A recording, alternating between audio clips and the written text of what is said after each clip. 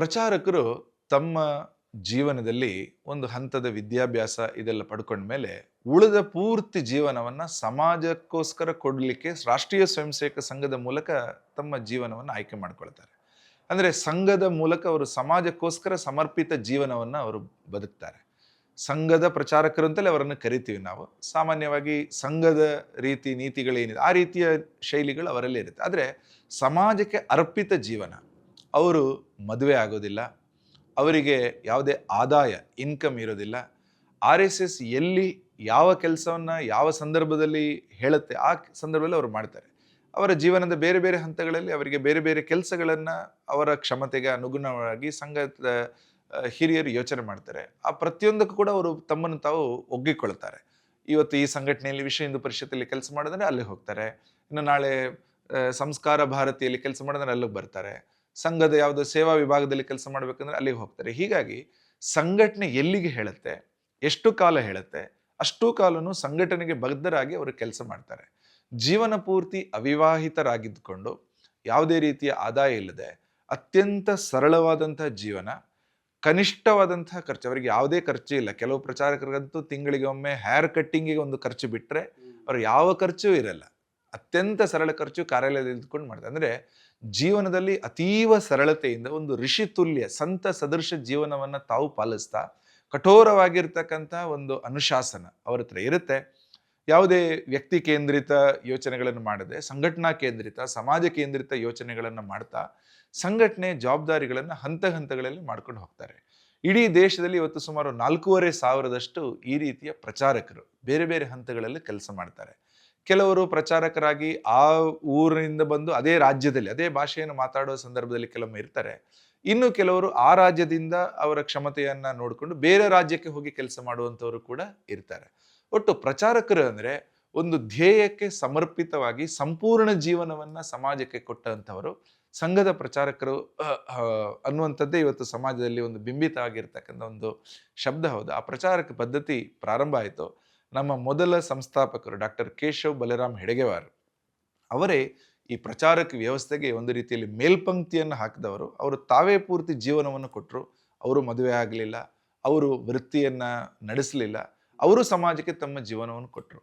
ಕರ್ನಾಟಕದಲ್ಲಿ 1946ನೇ ಇಸವಿಯಿಂದ ಈ ಪ್ರಚಾರಕ ಪರಂಪರೆ ಶುರುವಾಯಿತು. ಮೊದಲ ಪ್ರಚಾರಕರಾಗಿ ಹೊವೆ ಶೇಷಾದ್ರಿ, ಕೃ ಸೂರ್ಯನಾರಾಯಣ ರಾವ್, ಚಂಪಕನಾಥ್ ಮುಂತಾದಂತಹ ಆಗಿನ ತರುಣರು. ಅವರು ಬಹಳ ಓದಿದ್ರು. ಶೇಷಾದ್ರಿಗಳಂತೂ ಕೆಮಿಸ್ಟ್ರಿಯಲ್ಲಿ ಗೋಲ್ಡ್ ಮೆಡಲಿಸ್ಟ್. ಆದರೆ 46ನೇ ಇಸ್ವಿಲಿ ಸ್ವಾತಂತ್ರ್ಯ ಪೂರ್ವದಲ್ಲಿ ಅವರು ಅಂದ್ಕೊಂಡ್ರು ನನ್ನ ಮುಂದಿನ ಜೀವನ ಏನಿದೆ ಇದು ಸಂಘಕ್ಕೋಸ್ಕರ ಸಮರ್ಪಿತ. ಅವರು ಬಂದರು. ಸೊ ಆ ಒಂದು ಪರಂಪರೆ, ಆ ಒಂದು ಟ್ರೆಡಿಷನ್ ಸಂಘದಲ್ಲಿ ಇವತ್ತು ಬೆಳ್ಕೊಂಡು ಬಂದಿದೆ. ಇವತ್ತಿಗೂ ಕೂಡ ತಮ್ಮ ವಿದ್ಯಾಭ್ಯಾಸ ಮುಗಿಸಿದ ನಂತರ ಸಮಾಜಕ್ಕೋಸ್ಕರ ಕೆಲಸ ಮಾಡಲಿಕ್ಕೆ ಪ್ರಚಾರಕರಾಗಿ ಹೊರಟು ಬರತಕ್ಕಂಥ ತರುಣರನ್ನ ನಾವು ದೊಡ್ಡ ಸಂಖ್ಯೆಯಲ್ಲಿ ಇವತ್ತು ಕೂಡ ಕಾಣಬಹುದು. ಸರ್, ಇನ್ನು ಕೊನೆಯದಾಗಿ ಆರ್ ಎಸ್ ಎಸ್ಗೆ 100ರ ಸಂಭ್ರಮ, ಇದರ ಸಕ್ಸಸ್ ಮಂತ್ರ ಏನು ಸರ್? ಆರ್ ಎಸ್ ಎಸ್ನ ಸಕ್ಸಸ್ ಮಂತ್ರ ಒಂದೇನೆ, ದೇಶಭಕ್ತಿ ಮತ್ತು ದೇಶವೇ ಮೊದಲು ಅನ್ನುವ ವಿಚಾರವನ್ನ ಸಮಾಜದ ಮುಂದೆ ತಲುಪಿಸುವಂಥದ್ದು. ಈ ದೇಶದ ಉನ್ನತಿಗೋಸ್ಕರ ನಾವೆಲ್ಲರೂ ಜೊತೆಗೂಡಿ ಕೆಲಸ ಮಾಡೋಣ. ಈ ದೇಶದ ವಿಕಾಸ ನಮಗೋಸ್ಕರ ಮಾತ್ರ ಅಲ್ಲ, ವಿಶ್ವ ಶಾಂತಿಗೋಸ್ಕರ ಬೇಕು. ಭಾರತ ಪರಮ ವೈಭವದ ಸ್ಥಾನವನ್ನ ಮರಳಿ ಪಡೆಯುವಂಥದ್ದು ಕೇವಲ ಭಾರತಕ್ಕೋಸ್ಕರ ಅಲ್ಲ, ಜಗತ್ತಿನ ಹಿತಕ್ಕೋಸ್ಕರ. ಜಗತ್ತಿನ ಅನೇಕ ಸಮಸ್ಯೆಗಳಿಗೆ ಇವತ್ತು ಮಾರ್ಗದರ್ಶಕ ಸ್ಥಾನದಲ್ಲಿ ಭಾರತನೂ ಕೂಡ ಇದೆ. ಈ ಹಿಂದೆನೂ ಅನೇಕ ಗ್ಲೋಬಲ್ ಲೀಡರ್ಸ್ ಕೂಡ ಭಾರತದ ಡೈವರ್ಸಿಟಿಯನ್ನ, ವಿವಿಧತೆಯಲ್ಲಿ ಏಕತೆಯನ್ನ ಅವರು ಹೇಳಿದರು. ಹಾಗಾಗಿ ಭಾರತದ ಸಮಾಜದ ಒಳಗಡೆ ಅನೇಕ ಸಮಸ್ಯೆಗಳು ಈಗಲೂ ಕೂಡ ಇನ್ನು ಇದಾವೆ. ಉದಾಹರಣೆಗೆ ಜಾತಿಗೆ ಸಂಬಂಧಪಟ್ಟದ್ದು, ಅಸ್ಪೃಶ್ಯತೆಗೆ ಸಂಬಂಧಪಟ್ಟದ್ದು, ಅನೇಕ ರೀತಿಯ ಸಮಸ್ಯೆ ಸಮಾಜದ ಒಳಗಡೆ ಇದೆ. ಆ ಸಮಸ್ಯೆಗಳನ್ನು ನಿವಾರಿಸ್ತಾ 2000 ವರ್ಷಗಳಿಗಿಂತಲೂ ಹೆಚ್ಚು ಬಾಹ್ಯ ಆಕ್ರಮಣಗಳನ್ನು ಎದುರಿಸಿದ ನೆಲೆ ಇದು. ನಮ್ಮನ್ನು ಯಾರೂ ಕೂಡ ಆಕ್ರಮಣ ಮಾಡದಂತೆ ಒಂದು ಸದೃಢವಾಗಿರುವ, ಸುರಕ್ಷಿತವಾಗಿರುವಂತಹ, ವಿಕಸಿತವಾಗಿರುವಂತಹ ಒಂದು ರಾಷ್ಟ್ರವಾಗಿ ನಮ್ಮನ್ನು ನಾವು ರೂಪುಗೊಳ್ಬೇಕು. ಅದಕ್ಕೋಸ್ಕರ ಸಮಾಜದ ಎಲ್ಲರೂ ಕೂಡ ಸಕ್ರಿಯ ಭಾಗವಹಿಸುವಿಕೆಯನ್ನು ಮಾಡಬೇಕು ಅನ್ನುವಂಥದ್ದೇ ಸಂಘದ ಒಂದು ವಿಚಾರ. ಹಾಗೆ ಸಂಘದ ಮೂಲ ಮಂತ್ರ ಏನಿದೆ, ದೇಶವೇ ಮೊದಲು ಅನ್ನುವ ಭಾಗ, ದೇಶಕ್ಕೋಸ್ಕರ ಏನಾದರೂ ಕೊಡಬೇಕು ಅನ್ನುವ ಭಾವ, ಅದನ್ನು ಸಮಾಜದ ಮುಂದೆ ಕಾಲಕ್ಕೆ ಇಡ್ತಾ ಇದೆ. ಸಮಾಜ ಅದನ್ನು ಸ್ವೀಕಾರ ಮಾಡ್ತಾ ಇದೆ. ಸಂಘದಲ್ಲಿ ಇವತ್ತಿಗೂ ಕೂಡ ದೊಡ್ಡ ಮಟ್ಟದಲ್ಲಿ ಯುವ ಪೀಳಿಗೆ, ಯುವ ಪಾರ್ಟಿಸಿಪೇಷನ್ ಇದೆ. ಆರ್ ಎಸ್ ಎಸ್ನ ಸ್ವಯಂ ಸೇವಕರಲ್ಲಿ ದೊಡ್ಡ ಪರ್ಸೆಂಟೇಜ್ ಏನಿದೆ ಅದು ಯುವಕರೇ ಇದ್ದಾರೆ. ಹಾಗಾಗಿ ಸಂಘ ಸದಾ ಒಂದು ಯುವ ಸಂಘಟನೆ.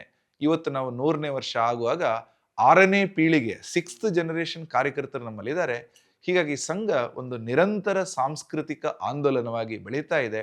ಮಾಧ್ಯಮದ ನಿಮ್ಮೆಲ್ಲರ ಸಹಕಾರ ಸಂಘದ ಒಟ್ಟು ವಿಕಾಸದಲ್ಲಿ, ಸಂಘದ ಒಟ್ಟು ಪ್ರಗತಿಯಲ್ಲಿ ಖಂಡಿತ ಇದ್ದೇ ಇದೆ. ನಿಮ್ಮೆಲ್ಲರ ಸಹಕಾರವನ್ನು ಮುಂದೂ ಕೂಡ ನಾವು ಅಪೇಕ್ಷೆ ಪಡ್ತೀವಿ.